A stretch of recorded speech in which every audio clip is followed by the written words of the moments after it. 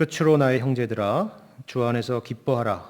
너희에게 같은 말을 쓰는 것이 내게는 수고로움이 없고 너희에게는 안전하니라. 개들을 삼가고 행악하는 자들을 삼가고 몸을 상해하는 일을 삼가라. 하나님의 성령으로 봉사하며 그리스도 예수로 자랑하고 육체를 신뢰하지 아니하는 우리가 곧 할례파라. 그러나 나도 육체를 신뢰할 만하며 만일 누구든지 다른 이가 육체를 신뢰할 것이 있는 줄로 생각하면 나는 더욱 그러하리니 나는 8일 만에 할례를 받고 이스라엘 족속이요 베냐민 지파요 히브리인 중에 히브리인이요 율법으로는 바리새인이요 열심으로는 교회를 박해하고 율법의 의로는 흠이 없는 자라. 그러나 무엇이든지 내게 유익하던 것을 내가 그리스도를 위하여 다 해로 여길 뿐더러 또한 모든 것을 해로 여김은 내 주 그리스도 예수를 아는 지식이 가장 고상하기 때문이라. 내가 그를 위하여 모든 것을 잃어버리고 배설물로 여김은 그리스도를 얻고 그 안에서 발견되려 함이니 내가 가진 의는 율법에서 난 것이 아니요 오직 그리스도를 믿음으로 말미암은 것이니 곧 믿음으로 하나님께로부터 난 의라. 아멘.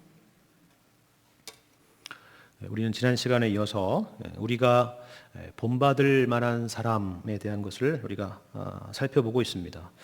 본받을 만한 사람인 것은 당연히 예수님이지 않습니까? 그렇게 생각하겠죠. 그건 지극히 당연한 것입니다. 그런데 말씀드린 것처럼 그것을 너무 멀리만 느껴지고 또 너무 추상적으로만 느껴질 수도 있기 때문에 사도 바울은 이 빌립보서에서 우리 주변에 그리고 우리 가까운 곳에 그리고 함께 신앙생활을 하는 그런 믿음의 공동체 안에 있는 그런 사람의 예를 들어서 빌립보 성도들에게 그들을 본받으라 이렇게 말하고 있다라고 말씀을 드렸죠.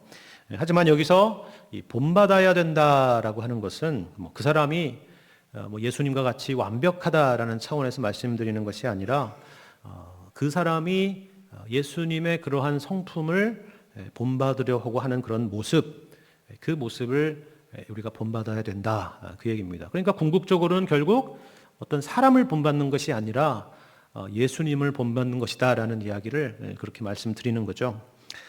사실 우리가 우리의 신앙이 어떻게 성장해 왔고 커왔고 또 성숙해 왔는가 하는 것을 여러분 한번 뒤돌아보시면요. 물론 1차적으로는 하나님의 은혜로 그리고 하나님의 말씀을 통해서 그렇게 성장하고 성숙해 왔겠지만 또 하나님께서는 또 실질적으로 우리와 함께 신앙생활하는 그런 믿음의 친구들 혹은 믿음의 선배들을 통해서 배우도록 하신 것을 우리는 다 경험했을 것이고 그것을 잊어서는 안 될 겁니다. 모태신앙인 분들은 부모님을 통해서 그런 것들을 1차적으로 배웠을 거고요. 처음 신앙생활을 하시는 분들은 자기를 교회로 인도했던 그런 사람이나 지인들을 통해서 그렇게 처음 신앙생활이라는 것은 저런 것이구나 하는 것들을 배우고 또 그렇게 그 신앙생활을 해왔을 거예요. 예배는 어떻게 드리는 건지, 예배는 정각에 오는 건지, 몇 분 전에 오는 건지, 아니면 설교 전에만 오면 되는 건지, 이런 것들도 다 배우고요. 성경은 어떻게 읽는 건지, 어떤 순서로 읽는 건지, 이런 것도 배우고, 기도는 어떻게 하는 건지, 그냥 기도하자마자 나한테 필요한 것을 구하는 건지, 뭐라고 하나님을 불러야 되는 건지, 이런 다양한 것들을 우리는 사실 성경을 통해서 배우는 것도 있겠지만, 같이 신앙생활을 하는 그런 사람들을 통해서 특별히 믿음의 선배들을 통해서 그런 것들을 배우는 경우가 상당히 많이 있다 하는 겁니다. 그런 것들만이 아니라 그분의 신앙의 모습을 통해서 그가 믿는 하나님이 어떤 분이신가 하는 것들을 우리는 생각하고 또 배우게 되는 것이죠. 그래서 여러분 디모데전서나 디모데후서 아니면 디도서와 같은 그런 여러분 목회 서신의 말씀들을 보시면 교회에서 어떤 직분을 맡게 된 자들이랄지 아니면 교회에 있는 어떤 연장자들에게 굉장히 중요한 그 교회에서의 어떤 그런 영적인 책임이랄까요? 그런 것들을 맡기는 걸 우리가 볼 수가 있습니다. 어떤 자세로 너희들이 신앙생활을 하는 것이 중요하다. 이런 사람들을 직분자로 뽑아야 된다라는 것들을 강조하는 것들을 볼 수가 있어요. 바로 그런 이유죠. 우리의 행동 하나하나가 서로에게 미치는 영향이 그만큼 크다 하는 겁니다. 책임이 크다는 거죠. 우리를 그렇게 교회 안에 부르시고 세웠다라는 것을 우리는 항상 기억하고 명심해야 될 것입니다. 우리가 지난주에는 그래서 디모데와 에바브로디도라는 이 두 사람에 대한 이야기를 했었고요. 오늘과 다음 주는 바울 자신에 대한 이야기를 우리가 함께 살펴볼 예정입니다. 오늘 본문에서 읽었는데 우리 본문 말씀을 읽으면서 강조하고 있는 단어를 하나만 꼽으라고 한다면 의라는 걸 거예요. 의로움 이런 단어일 겁니다. 9절의 말씀 한번 보죠. 9절에 보시면 이렇게 말씀합니다. 그 안에서 발견되려 함이니 내가 가진 의는 율법에서 난 것이 아니요 오직 그리스도를 믿음으로 말미암은 것이니 곧 믿음으로 하나님께로부터 난 의라. 이렇게 말씀하고 있습니다. 여기서 확인할 수 있는 건 두 가지인데요. 하나는 모든 인간은 바로 이 의라는 것을 추구한다는 것이고, 인간이 추구하는 의라는 것은 결코 만족될 수 없다 하는 것입니다. 그렇다면 여기서 말하는 이 의라는 것, 이 의로움이라는 것은 과연 어떤 의미일까 하는 걸 생각해 볼 필요가 있는데요. 물론 성경에서 이 의라는 개념은 굉장히 창세기부터 계시록까지 다양하고 또 풍성한 의미를 갖고 있는 그런 개념입니다. 뭐 이 한 시간에 다 다룰 수 있는 내용은 아니죠. 근데 여기서 특별히 우리는 이 하나를 가지고 생각해 봤으면 좋겠어요. 오늘 본문의 말씀으로 한정해서 보자면 쉽게 말해서 이런 겁니다. 나는 괜찮은 사람이다. 이거예요. 나는 그 누구에게나 받아들여질 만한 사람이다. 이런 겁니다. 그러니까 관계적인 차원에서 지금 이 의로움이라는 것을 말하고 있다는 것을 여러분이 한번 생각해 보셨으면 좋겠습니다. 그러니까 여기서 그 누구에게나 받아들여질 만한 사람이다 할 때 그 누구에게나라는 것은 하나님도 관계되고 또 사람에게도 관계하고 또 우리 자신에게도 그렇고 이 모든 것들을 다 포함하는 것입니다. 내가 하나님께 받아들여질 만한 사람인가? 내가 사람들 앞에서 괜찮은 사람인가? 아니면 내 스스로 모습을 내가 돌아봤을 때 만족할 만한 그런 사람인가 하는 이런 질문들을 우리는 가지고 살아간다 그런 거예요. 우리는 살아가면서 아무렇지도 않게 살아가는 것처럼 보여도요. 사실 이 질문 가운데 살아가는 게 사실입니다. 여러분 학교를 다닐 때랄지 아니면 여러분이 여러분이나 여러분의 자녀가 무슨 취업을 위해서 노력을 하거나 직장 생활을 할 때랄지 아니면 결혼을 하려고 한다랄지 아니면 사람들과 부대끼면서 사회생활을 한다랄지 심지어 교회 안에서도 우리는 늘 이 질문 속에 살아요. 이 의로움이라는 질문 속에 나는 정말 괜찮은 사람인가? 나는 정말 저 사람에게 괜찮은 사람인가? 나는 정말 받아들여질 만한 사람인가? 하는 그 생각 속에 산다. 그런 거죠. 그리고 이 모든 상황 속에서 우리 자기 자신을 증명하기 위해서 부단하게 노력하고 애쓴다 하는 겁니다. 나는 괜찮은 사람이다. 나는 쓸모 있는 사람이다. 그러니까 나를 인정해달라. 그런 생각을 가지고 산다는 거예요. 인간이라면 누구나 이러한 본성이 존재하고 있다 하는 겁니다. 이렇게 된 이유는 사실 우리가 창세기로 거슬러 올라가 보면 알 수 있는 부분인데요. 이 의로움이라는 것은 본래 하나님의 속성입니다. 그리고 인간은 하나님의 형상으로 창조되어서 그 하나님의 속성을 받게 된 것이죠. 여러분 에덴 동산에서 아담과 하와를 여러분 생각해 보세요. 사실 하나님 앞에서 그리고 서로 간에 있어서 소위 자기 증명이라는 것을 할 필요가 없었어요. 그렇죠? 나는 괜찮은 사람이야. 나를 제발 믿어줘. 나는 당신에게 정말 받아들여질 만한 그런 사람이야. 나는 이런 스펙을 가지고 있어. 그렇게 서로 증명할 필요가 없었잖아요. 에덴 동산에서. 그렇게 말할 필요도 없었습니다. 벌거벗었으나 부끄러움이 없었다 라고 말하고 있는 창세기의 설명이 바로 그런 의미거든요. 서로 그것을 확인하고 서로 그것을 증명할 필요가 없었습니다. 그런데 죄가 우리 가운데 들어와서는 우리 안에 있는 이런 의로움들이 부패하고 타락하고 변질되고 말았죠. 그래서 무화과 나무 잎으로 치마를 만들어서 입게 되었고요. 하나님의 낯을 피해서 그들은 숨었습니다. 하나님과의 관계, 사람과의 관계 모두 다 망가지고 말았다 하는 것을 우리가 볼 수 있는 겁니다. 그래서 우리는 끊임없이 우리를 감추고 위장하고 확인받고 또 증명하려고 하는 그런 욕구에 우리는 사로잡히게 되었다 하는 겁니다. 내가 꽤 괜찮은 사람이라는 것을 증명하고자 하는, 그렇게 세상 앞에 서고자 하는 그런 욕구가 우리 가운데 생긴 거죠. 물론 그것이 무슨 자아실현이니 꿈이니 무슨 인생의 성취니 하는 그런 것들로 포장되기는 하지만 실상을 정직하게 들여다보면 누구나 확인하게 되는 것이죠.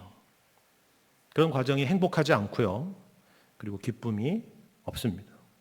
그래서 가끔 뉴스에 정말 우리가 겉으로 볼 때는 너무나도 훌륭하고 그리고 화려한 스펙을 가지고 있던 그런 유명한 인사들이 어떤 극단적인 선택을 한다거나 아니면 이상한 행동을 하는 경우를 보면서 우리는 충격을 받게 되는 것입니다. 야, 나는 저 중에 뭐 한두 가지만 있어도 전혀 그럴 것 같지 않은데 왜 저럴까? 그런 생각을 하는 거죠. 우리는 그러면서 겉으로 보여지는 것이 전부가 아니라는 것을 알게 되죠. 오늘 1절 말씀을 한번 보겠습니다. 1절을 보시면 이렇게 시작해요. 끝으로 나의 형제들아 주 안에서 기뻐하라. 너희에게 같은 말을 쓰는 것이 내게는 수고로움이 없고 너희에게는 안전하니라. 이렇게 말합니다. 여기 끝으로라고 시작하니까 야, 이제 이 편지가 이렇게 끝나나 보다 생각하잖아요. 네, 마지막으로 이렇게 얘기하겠습니다. 근데 여러분 설교를 들어보면 항상 목사님들이 마지막으로 이 말씀을 드리겠습니다 하면서 안 끝나죠. 그리고 한 10분은 더 가는데 그렇습니다. 여기 보시면 끝으로라고 했는데 사실 빌립보서는 4장까지 있잖아요. 아직 절반까지밖에 안 왔어요. 그렇죠? 아마 처음 의도는 여기서 아마 사도 바울이 마무리하려고 하지 않았을까 이런 생각이 듭니다. 근데 하다 보니 길어진 거죠. 부모의 마음이 그렇습니다. 그렇죠? 그리고 너희에게 같은 말을 쓰는 것이 내게는 수고로움이 없고 너희에게는 안전하다 이렇게 말하고 있습니다. 이게 좀 우리에게는 좀 어색한 표현이에요. 그렇지 않습니까? 우리는 똑같은 말을 반복해서 하는 것이 익숙하지 않지만 당시에는 이 똑같은 말을 반복해서 사용해서 어떤 중요한 것을 강조하기 위해서 이렇게 똑같은 것을 반복해서 하는 것은 그 당시 널리 사용되었던 그런 표현이라고 합니다. 그래도 사도 바울을 보니까 행여나 이런 똑같은 이야기를 반복한다는 것이 조금은 걱정이 되었던 모양입니다. 왜냐하면 그래서 이 똑같은 말을 한다는 것이 내게는 수고로움이 없고 너희에게는 안전하다 이렇게 부연 설명을 하는 거죠. 근데 여기서 안전하다 이런 표현도 좀 특이하지 않습니까? 안전하다. 여러분 이 안전하다라는 게 도대체 무슨 말일까요? 우리도 보통 무슨 공공기관이랄지 어떤 교육기관에서 1년에 이제 몇 차례씩 안전교육 같은 거를 하게 되죠. 안전교육. 똑같은 내용을 가르치고 작년에도 했던 거, 상반기에도 했던 거 하반기에 하고, 그죠? 그런 반복되는 훈련들을 해요. 이유가 뭐죠? 그런 일이 발생했을 때를 대비하는 겁니다. 그렇죠? 마찬가지예요. 사도 바울이 이것을 강조하는 것은 앞으로 그런 일이 언제든 있을 수 있기 때문에 우리는 항상 대비해야 된다라는 차원에서 안전하다라고 말씀하는 겁니다. 어떤 일이요? 여기 1절에 나와 있는 것처럼 주 안에서 기뻐하라 라고 했죠. 다시 말해서 우리의 기쁨을, 우리 주님께서 우리에게 주신 그 기쁨을 빼앗아갈 그런 상황, 그런 일들을 지금 예상하는 것이죠. 그런데 여기 주 안에서 기뻐하라 계속 반복해서 나온 이야기지만 여러분 이 말씀을 항상 잘 기억해야 돼요. 우리의 기쁨은 어디에 있다고요? 주님 안에 있다라는 사실을 기억해야 된다. 내가 이거를 또 이야기하고 또 이야기하는 것은 수고로운 일이 아니고 너희에게는 안전하다 그 얘기입니다. 기억하라. 머리에 박히도록 기억해라. 주 안에서 기뻐하라. 지금 이야기를 하는 것입니다. 그렇다면 우리의 기쁨을 빼앗아가는 일이 과연 그러면 어떤 일들이 그런 게 있을 것인가? 오늘 본문에는 크게 두 가지를 이야기하고 있는데요. 첫 번째는 이것이에요. 다른 사람을 낮춤으로써 자기를 증명하려는 그런 방식입니다. 다른 사람을 낮춤으로써 자기를 증명하는 방식. 2절 한번 보세요. 2절을 보시면 개들을 삼가고 행악하는 자들을 삼가고 몸을 상해하는 일을 삼가라 이렇게 말씀하죠. 갑자기 시작부터 거친 표현이 등장하잖아요. 그죠? 개들을 삼가라. 이게 도대체 무슨 말인가 여러분 한번 생각해 보세요. 여기서 개라는 것은 우리가 보는 바로 그 느낌처럼 오늘날의 무슨 반려견을 이야기하는 것이 아니라는 걸 알 수가 있죠. 그죠? 당시의 개는 뭐 우리나라도 불과 뭐 몇십 년 전, 뭐 몇백 년 전에 다 그랬겠지만 지금처럼 이렇게 대접받는 동물들은 아니었습니다. 그렇죠? 주로 야생이 많았고요. 같이 지내더라도 말씀드린 것처럼 오늘날처럼 그렇게 이렇게 모셔지는 그런 개들이 아니었습니다.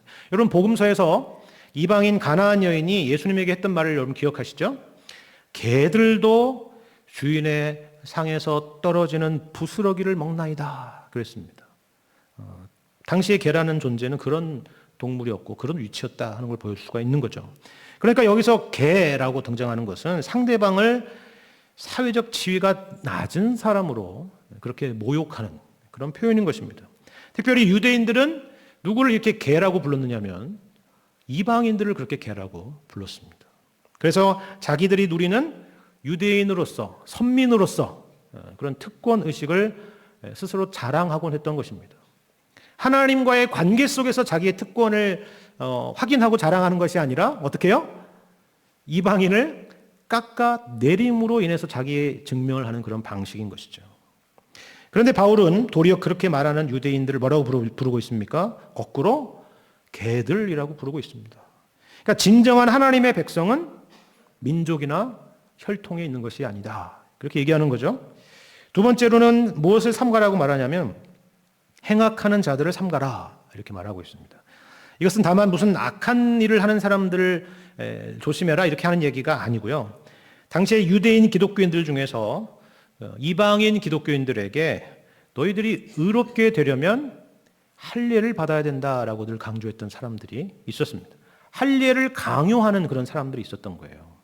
이들의 폐해는 여러분 갈라디아서 말씀만 보면 너무나도 자세하게 설명되어 있습니다. 갈라디아 교회 안에 이 할례를 받아야 너희가 의롭게 된다라고 주장하는 그런 이 가르침과 이야기들이 너무나도 파다해서 사도 바울이 거기에 너무 흥분하고 화가 난 나머지 그 썼던 서신이 갈라디아서지 않습니까? 그 당시 그런 일들이 있었다는 거예요. 그런데 문제는 이것을 주장하는 사람들이 자기들이 이방인 기독교인들에게 할례를 받도록 강요하는 것이 선한 일이고 옳은 일을 하고 있다라고들 생각했다는 겁니다. 그러니까 그렇게 했겠죠. 그렇죠? 그런데 바울은 뭐라고 얘기해요? 아니라는 거죠. 그것은 선한 일이 아니라 어떤 일이라고요? 악한 일이라고요. 그리스도께서 우리에게 그리고 저들에게 자유를 주셨는데 이들에게 구원의 은혜를 잊어버리게 하고 도리어 율법의 종으로 멍에를 씌우는 일이다 하는 겁니다. 그러므로 너희는 악행하는 자들이다 라고 그렇게 지적을 하는 것입니다. 세 번째로는 몸을 상해하는 일을 삼가라 말하죠. 무슨 자해하는 건가? 그런 의미가 아니고요. 이거는 아까 두 번째 행악하는 자들과 연계된 건데 몸을 상해한다라는 말은 문자적으로 육체를 절단한다 그런 의미를 갖고 있습니다.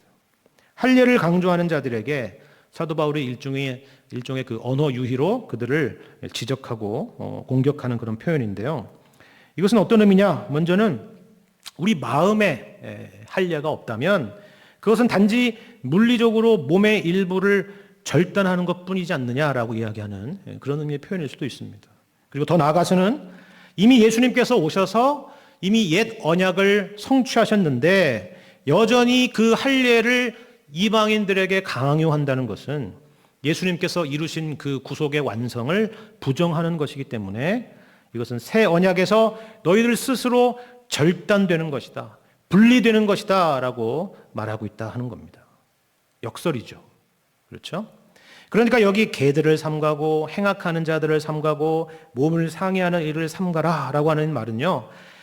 사실 당시에 유대인 그리스도인들이 빌립보 교회 성도들과 같은 이런 이방인 그리스도인들을 향해서 어떤 공격을 해왔는지 그리고 어떤 것으로 자기 자랑을 삼았는지 하는 것을 볼 수 있는 간접적으로 알 수 있는 그런 부분이라 하는 겁니다. 그 사람들은 왜 그렇게 그 이방인 그리스도인들을 못되게 굴었을까라는 것이 핵심이 아니에요. 이런 주장들, 이런 공격들의 뿌리가 무엇인지를 생각해 보자는 거죠. 사실 이 모든 것들은 가난한 자기 증명입니다. 가난한 자기 증명.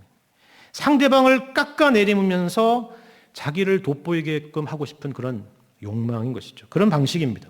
그렇게 해서 내가 더 우월한 존재라는 것을 확인받고 싶어하는 그런 방식입니다. 우리도 신앙생활을 하면서 이런 식의 가난하고도 부정적인 자기 증명으로 나는 스스로 괜찮은 사람이다라고 생각할 때가 많이 있는 거예요. 다른 사람을 깎아내려서 나를 증명하는 거죠. 그렇잖아요. 여러분 생각해 보세요. 이렇게 평지가 있다 할 때 높이는 방식, 자기에게 올릴 게 없으면 어떻게 해요? 옆을 깎으면 올라가는 것처럼 보이잖아요. 그러니까 그런 방식으로 부정적이고 소극적인 가난한 자기 증명을 한다는 거예요. 예를 들면 신앙생활을 오래 하신 분들이 그렇지 않은 사람들에게 가질 수 있는 그런 생각일 수도 있습니다. 교회에서 중요한 직분을 가지고 있는 분들이 그렇지 않은 사람에게 가질 수 있는 생각일 수도 있어요. 어떤 신앙적인 체험이랄지 경험이 많으신 분들이 자기가 봤을 때 그렇지 않게 보이는 사람들을 보면서 스스로 자기 만족을 가지면서 그렇게 생각할 수도 있는 겁니다. 사도 바울은 이 모든 일들을 삼가라, 그리고 조심하라 그렇게 말하고 있습니다. 그런 사람들을 조심하라 라는 그런 의미임과 동시에 나도 너희도 그런 방식으로 자기 증명을 할 수 있는 그런 위험이 있으니 조심해야 된다 그런 것입니다. 이런 신앙생활이 우리를 행복하게 하는 것이랄지 만족을 주는 것이 아니라 결국 우리의 기쁨을 빼앗아가는 그런 일이기 때문에 그렇습니다. 두 번째로는요, 아까는 다른 사람을 깎아서 자기 증명을 했다면 이번에는 자기를 높이면서 자기 증명을 하는 그런 방식입니다. 그리고 이것을 예를 들면서 누구 예를 들고 있느냐? 아까는 그 유대인 그리스도인들 중에서 할례를 강조하고 있는 그런 사람이었다면 이번에는 자기 자신을 이야기하고 있습니다. 사도 바울 자기 자신의 과거를 이야기합니다. 우리 4절 말씀 한번 보세요. 그러나 나도 육체를 신뢰할 만하며 만일 누구든지 다른 이가 육체를 신뢰할 것이 있는 줄로 생각하면 나는 더욱 그러하리니 라고 얘기합니다. 여기 육체를 신뢰한다라는 말이 바로 그것입니다. 나는 내가 가진 것에 꿀릴 것이 없다. 확신한다. 나는 그것을 의지한다. 그런 의미입니다. 바울은 오늘날로 하자면 어디에다가 이력서를 넣어야 된다 그러면 그때마다 불안한 게 아니고 그때마다 항상 자신감이 넘쳤을 겁니다. 워낙 쓸 말도 많고 워낙 대단한 내용도 많았기 때문이에요. 어느 정도였기 때문에 그랬을까? 사도 바울의 이력서를 한번 볼까요? 여러분 5절, 6절, 이어진 5절, 6절을 보시면 바울의 이력서의 구체적인 내용을 여러분이 확인할 수가 있습니다. 정말 화려한 이력서죠. 보세요. 나는 8일 만에 할례를 받고 이스라엘 족속이요 베냐민 지파요 히브리인 중에 히브리인이요 율법으로는 바리새인이요 열심으로는 교회를 박해하고 율법의 의로는 흠이 없는 자라. 여기 5절에 나와 있는 것은 태생적인 특권이고요. 6절은 바울 스스로가 노력해서 얻은 그런 특권입니다. 바울은 그러니까 태어나면서부터도 본래부터도 잘났고 그리고 잘하면서도 뛰어났다 그 얘기입니다. 우리는 둘 중에 하나 하는 것도 어려운데 둘 중에 하나를 얻는 것도 어려운데 사도 바울은 둘 다 너무나 훌륭하다는 거예요. 너무나 훌륭하다. 그러면서 이야기하는 구체적인 하나씩 얘기를 여기 보세요. 사도 바울은 먼저 8일 만에 할례를 받았다고 하죠. 8일 만에 할례를 받았다. 그냥 할례를 받았다는 얘기도 아니고 8일 만에 할례를 받았습니다. 이 말은 자신이 유대교로 개종한 사람이 아니다 그 얘기입니다. 자기가 유대교인이고 자신이 유대인이지만 자기는 유대교로 개종한 사람이 아니라는 거예요.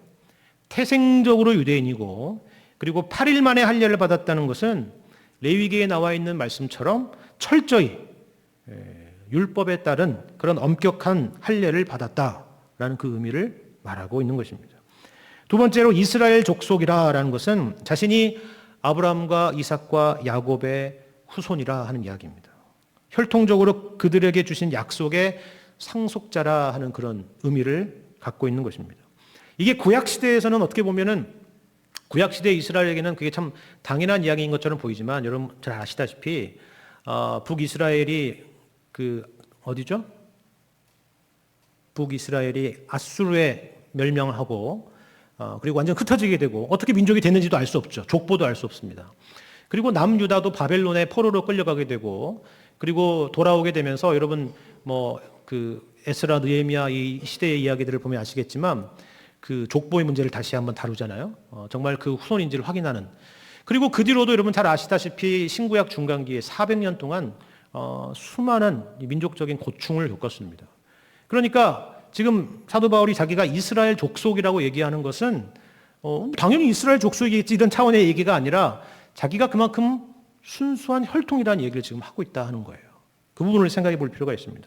그리고 세 번째, 베냐민 지파라는 말은 여기서 좀 더 나아간 거예요. 베냐민 지파는 이스라엘의 초대 왕이었던 사울 왕이 나왔던 지파고요. 바울 자신도 이름이 사울이었습니다. 그렇죠? 후일의 북이스라엘의 열 지파들처럼 배신하지 않았고 유다와 함께 남유다 왕국을 구성했던 그런 두 지파 중에 하나였습니다. 바울은 자신을 베냐민 지파 출신이라는 것을 강조하면서 하나님 백성의 충실한 남은 자였다라고 강조하고 있는 겁니다.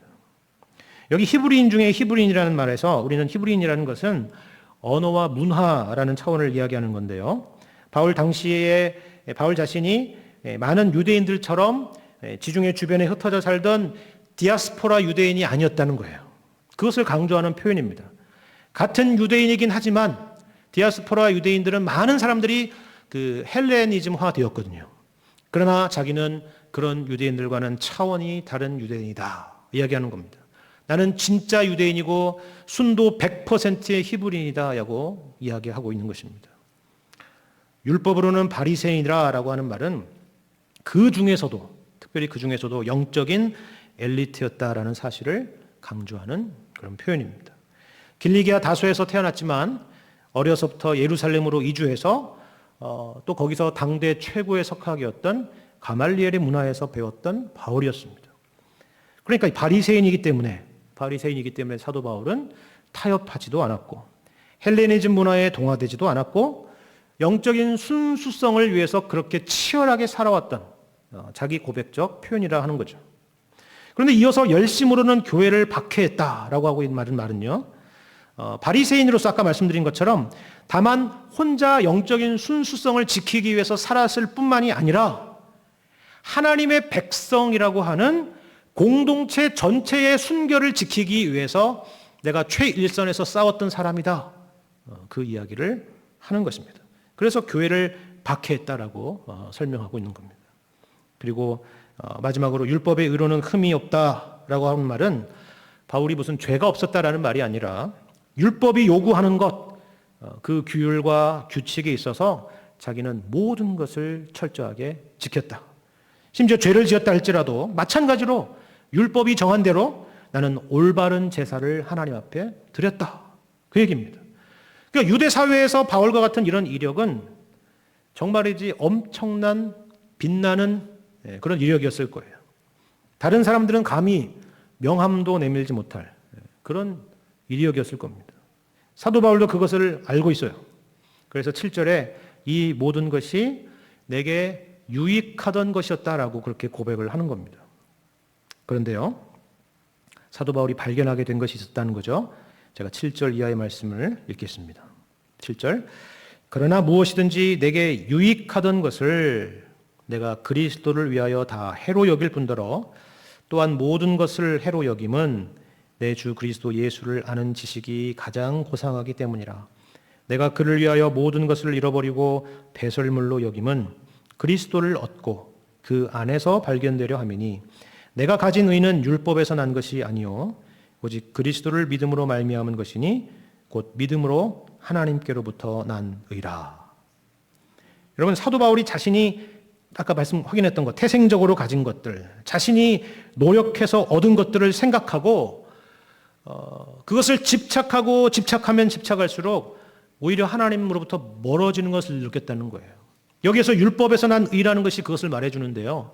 율법에서 난 의라는 것은 자기의 노력으로, 자기 스스로의 힘으로 의로움을 얻으려고 하는 그런 노력을 말하는 것입니다. 자신의 노력으로 하나님께 받아들여질 수 있으리라는 생각을 말하는 것이죠. 하지만 하나님을 알면 알수록 그것이 얼마나 하나님 앞에서 보잘것없는 것인가를 발견하게 되었다 하는 겁니다. 여러분, 물론 오해는 여러분 하지 마시기를 바랍니다. 지금 사도 바울은 그렇다고 해서 무슨 자기가 그동안 허락됐던 이 모든 것들, 무슨 물질적인 것이랄지 이 세상의 것들이 다 무가치하다는 얘기를 하는 것이 아닙니다. 전혀 그런 말을 하는 것이 아니에요. 하나님의 크심에 대한 이야기를 하는 것입니다. 하나님의 크심에 대해서 말하고 있는 것입니다. 다메섹 도상에서 주님을 만나고 바울의 눈이 멀게 된 것과 같은 것입니다. 그것은 물론 사실이었지만 동시에 하나의 상징적인 사건이기도 했습니다. 내 주 그리스도 예수를 아는 지식이 가장 고상하다라고 하는 말이 바로 그것을 말하는 겁니다. 사도 바울은 이 빌립보 교회 성도들이 유혹받기 쉬운 것이 무엇이었는지를 잘 알고 있었습니다. 그리고 그것은 우리도 마찬가지죠. 앞서 말씀드린 것과 같습니다. 우리 자신에게서 우리의 의로움을 찾는 것입니다. 하나님 앞에서, 사람들 앞에서, 그리고 스스로에게도 만족할 만한 그 무엇을 찾기 위해서 노력하고 애쓰는 것입니다. 하나님 앞에서 의로워지려는 것은 이런 거죠. 좋은 의미로는 우리가 하나님 앞에서 정말 바르게 살아야 되겠다라는 그런 의미이기도 하겠지만, 문제는 우리가 가지는 어떤 안심이랄까요? 안정이랄까요? 이런 것들을 우리 주님이 아니라 나의 행위에 묶여두는 것입니다. 당시로 하자면 아마도 오늘 본문에서 언급하는 것처럼 할례나 아니면 율법을 준수하는 어떤 것들일 수 있을 것입니다. 예수 그리스도가 아니라 우리 안에서 어떤 그 외적인 표지들을 가지고, 외적인 표시를 가지고 그것으로 뭔가 의로워지고 그것으로 내가 안심하려는 것이죠. 이것을 오늘날로 하자면 크게 두 가지의 모습이 아닐까 이런 생각을 해봅니다. 하나는 그 당시나 지금이나 마찬가지겠지만 율법주의입니다. 율법주의. 본인이 정해둔 몇 가지 신앙생활의 기준을 충족하는 것으로 나는 신앙생활을 잘하고 있다. 나는 하나님께 받아들여질 수 있다라는 그런 생각을 갖는 것입니다. 물론 이것은 나름대로 유익은 있어요. 규칙적인 신앙생활을 하도록 우리로 하여금 동기를 유발하기 때문입니다. 이런 여러 가지 목록들을 정해두고 또 그것을 체크하면서 좋은 신앙 습관을 갖도록 하는 거, 그거는 당연히 좋은 의미가 있습니다. 그런데 문제는 뭐라고요? 문제는 그것이 예수님보다 위에 있는 것이죠. 그것을 문제없이 잘 해내면 그런 신앙의 스스로 만든 원칙들이랄지 그런 습관들을 문제없이 잘 해내면 어때요? 마음이 뿌듯하죠. 아, 나는 잘하고 있구나. 나는 신앙생활을 잘하고 있어. 이런 생각을 하는 겁니다. 반대로 만일 어떤 사정이나 어떤 어려움들이 생겨가지고 그 일을 잘 해내지 못하면 어떻게 돼요? 좌절을 하는 겁니다. 절망을 하는 것입니다. 그러니까 주님은 항상 그 자리에 계신데, 변함이 없으신데, 내 감정과 그리고 내 행동과 그리고 내가 그것을 충실히 하느냐 못하느냐에 따라서 마치 우리 주님의 표정이 이렇게 바뀌고 저렇게 바뀌는 것처럼 느껴지는 것입니다. 다른 하나는 신비주의입니다. 요즘은 그런 일이 없지만 한때는 한국교회에 어떤 신비한 은사나 경험을 간절히 사모했던 그런 시절이 있었습니다. 다른 이유가 아니라 나에게 그런 체험만 있다면 나는 구원에 대해서 100% 정도가 아니라 200% 확신할 수 있겠다. 그렇게 생각을 한 거죠. 천국에 가서 확인받는 게 아니라 나는 여기서 그것을 분명하게 확인받고 싶다. 그런 마음들이 있었던 겁니다. 그런데 여러분 생각해 보세요. 사실 그런 마음이 있다는 것 자체가 구원받았다는 건 증거잖아요. 왜냐하면 세상 사람들은 그런 생각 자체가 없어요. 내가 구원받았을까? 내가 천국에 갈 수 있을까? 이런 고민 자체가 없습니다. 그런데 그래도 꼭 그런 경험이 나한테 있어야 되겠다는 거죠. 그런 체험이 있어야 되겠다는 겁니다. 그래서 그것을 위해서 간절히 기도도 하고 그런 소원을 가지고 살아가는 겁니다. 그런데 역시 문제가 뭐예요? 예수님은 온데간데가 없는 거죠. 내가 중심입니다. 내가 중심. 그러다 보니까 하나님께서 설령 그런 체험을 주셔도 교만해지고, 하나님께서 그런 체험을 주시지 않으면 반대로 절망하는 겁니다. 그렇죠? 예수님이 없어요. 예수님이 없습니다.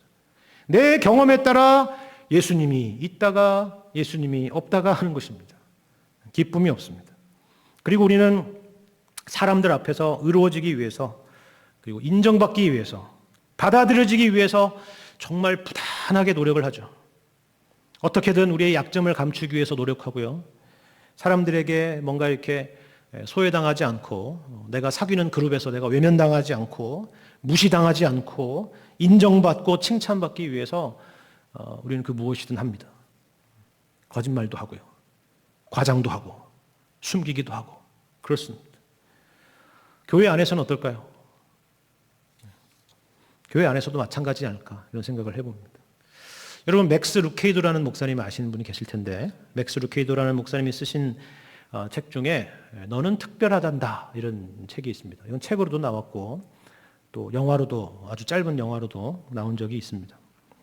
어떤 내용이냐면 이런 거예요. 엘리라는 목수가 있었는데 이 목수가 웸믹이라고 하는 그런 나무 사람을 만들었었는데요. 이 나무 사람들 사이에는 한 가지 관습이 있었던 거예요. 그들 사이에 뭐냐면 나무 색깔이 조금 덜 칠해졌거나 나무 색깔이 이게 잘 칠해졌거나 이렇게 말끔하거나 잘생겼거나 하거나 아니면 재주가 뛰어난 그런 웸믹이 있을 경우에는 사람들이 그 웸믹에게 이 금딱지를 붙여줘요. 금딱지 표시를 붙여줍니다. 그리고 칭찬합니다. 훌륭하다, 대단하다 이렇게 붙여줍니다. 그러면 이제 그게 붙어 있는 웸믹들은 너무나 자랑스럽게 그렇게 살아가고 있는 것입니다. 반대로 이 나무 인형인데 나무가 이게 너무 거칠거나 뭐 색깔도 별로 예쁘지도 않거나 아니면 특별한 재주도 없거나 맨날 문제나 말썽만 일으키거나 하면은 다른 웸믹들이 뭘 붙여줘요? 까만색 표를 붙여주는 거예요. 까만색 표. 이 까만색 표를 이렇게 덕지덕지 붙이고 다니면 굉장히 부끄럽겠죠. 불편하고 그렇습니다.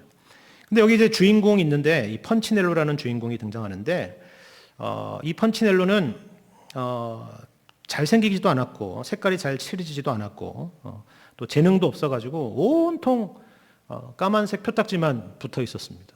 그러니까 얼마나 인생이 괴롭고 슬펐겠어요. 그런데 어느 날 이 루시아라는 소녀를 봤는데 이 친구는 그 금딱지도 아니고 흙딱지도 아닌 아무것도 붙어 있지 않는 거예요. 그래서 참 너무 신기하다. 어떻게 너는 그렇게 아무 딱지도 붙어지지 않니? 라고 생각해서 했더니 이 루시아가 엘리를 찾아가면 된다. 목수 엘리를 찾아가면 된다라고 했던 거예요.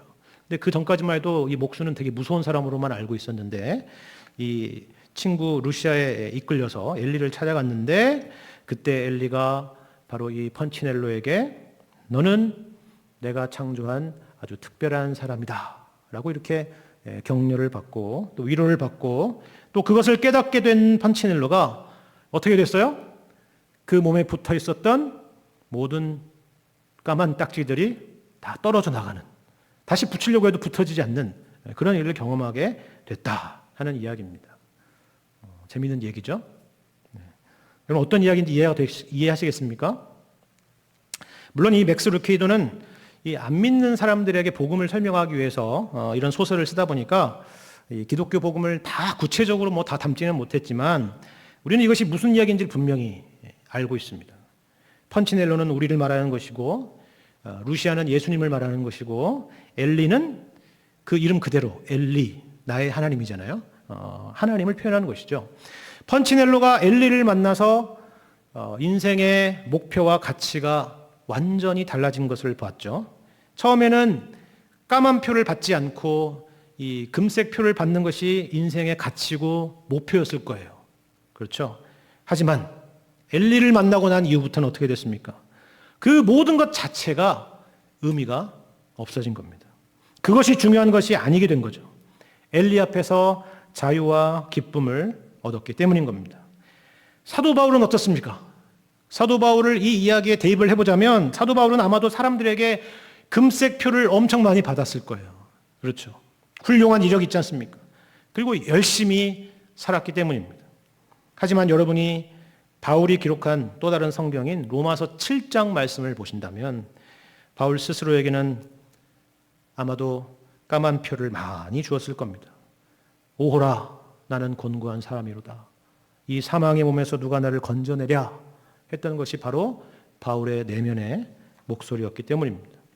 그런데 그 바울이 이렇게 고백하는 것이죠. 다시 읽겠습니다. 여러분 7절, 8절, 9절 제가 다시 한번 읽어보겠습니다. 그러나 무엇이든지 내게 유익하던 것을 내가 그리스도를 위하여 다 해로 여길 뿐더러 또한 모든 것을 해로 여김은 내 주 그리스도 예수를 아는 지식이 가장 고상하기 때문이라. 내가 그를 위하여 모든 것을 잃어버리고 배설물로 여김은 그리스도를 얻고 그 안에서 발견되려 함이니 내가 가진 의는 율법에서 난 것이 아니요 오직 그리스도를 믿음으로 말미암은 것이니 곧 믿음으로 하나님께로부터 난 의라. 여러분, 무엇이 주 안에서 기뻐할 수 있는 길인가? 그것은 바로 주님 안에서 발견되는 것입니다. 스스로 의로워지는 방식, 율법의 방식이 아니라 오직 그리스도를 믿음으로 그리스도 안에서 누리는 하나님께로부터 난 의라라고 말씀하는 겁니다. 여러분, 이것은 에베소서 6장을 보시면 여러분이 잘 아는 하나님의 전신갑주 중에서 의의 흉배에 해당됩니다. 여기 흉배라는 것은 갑옷을 의미하는 건데요. 이 갑옷이 있으면 세상의 평가랄지 나 스스로의 평가랄지 사람들의 여러 시선이랄지 이 모든 것들을 그 모든 화살들이 우리를 뚫지 못하게 되는 겁니다. 우리를 규정하는 그런 이 너는 특별하단다에 나오는 펀치넬로에게 붙여졌던 그 스티커들이 이 우리 의의 흉배, 예수 그리스도의 흉배가 있다면 붙어질 수가 없는 겁니다. 우리가 그리스도의 의로 옷을 입고 복음 안에 있는 하나님의 의로 무장되어 있다면 그 누구도 우리를 흔들 수가 없다 하는 겁니다. 바울 스스로가 그렇게 살기 위해 노력했던 사람이었다는 겁니다. 그리스도 외에는 그 어느 것도 자랑하지 않으려 했던 사람입니다. 우리같이 자랑할 것이 별로 없는 사람이 그러면 모르겠지만 저처럼 본래부터 자랑할 것이 없는 사람이 그렇다면 모르겠지만 자랑할 것도 많고 내세울 것도 많고 능력도 많은 이런 바울과 같은 사람이 그렇게 하기라는 것은 참 쉽지가 않은 것이죠. 그런데 그 길을 누구보다 앞서가신 분이 계시죠? 바로 우리가 앞에서 봤던 예수님이십니다. 예수님은 하나님의 본체셨지만 모든 능력과 주권을 갖고 계신 분이셨지만 마음만 먹으면 12영도 더 되는 천사들을 불러서 이 로마 군인들을 일시에 제거하실 수도 있는 분이셨지만 영광을 버리시고 종의 형체를 가지시고 사람들과 같이 되셨고 낮아지셔서 십자가에 죽기까지 복종하신 주님이십니다. 그 주님을 따라서 여러분 겸손과 순종으로 교회와 성도들을 섬기시는 분들이 주변에 많이 계시죠. 얘기를 들어보면 여러 가지로 정말 세상적으로도 대단하신 분들인데 예수님 외에는 자랑하지 않고 묵묵히 보이지 않는 곳에서 수고하시고 섬기시는 그런 분들이 계십니다. 주님을 본받고 바울을 본받고 그리고 그런 분들을 본받으시기를 바랍니다. 사도 바울은 우리에게 무슨 고행을 하라거나 수행을 하라거나 금욕을 하라고 이런 권면을 하고 있는 것이 결코 아닙니다. 여기에 본문에 유익이니 무슨 해니 고상이니 이런 표현들은요 사실 회계 용어예요. 회계 용어. 대차 대조표에 대한 이야기입니다. 사업을 하시는 분들은 잘 아시겠지만 그 이야기를 하고 있는 겁니다. 왜요? 바울이 누구입니까? 바울은 아주 현실적인 텐트 사업가 가문의 자식이기 때문에 이 모든 것들을 잘 알고 있습니다. 이것이 진짜 유익이라는 겁니다. 다만 영적인 차원의 이야기가 아니라는 거예요. 이것이 진짜 우리가 주님 안에서 기뻐할 수 있고 행복해질 수 있는 길이다. 그렇게 우리에게 말하고 있는 것입니다. 그 기쁨을 누리셨기 때문에 여러분이 오늘 이 자리에 계신 것이죠. 억지로 이 자리에 끌려오신 분은 아무도 없으십니다. 그리고 우리는 그 기쁨이 때로는 종종 희미해지기 때문에 오늘 본문의 말씀처럼 바울이 내가 또 같은 말을 쓴다 그렇게 말하는 거죠. 우리 주님 안에서 우리 주님 가시는 길을 따라감으로 인해서 여러분 우리 주님께서 주시는 그 은혜와 그리고 그 기쁨과 그 감격을 여러분 삶 가운데 다시 한번 회복하게 되시는 여러분과 제가 되기를 우리 주님의 이름으로 간절히 축원합니다.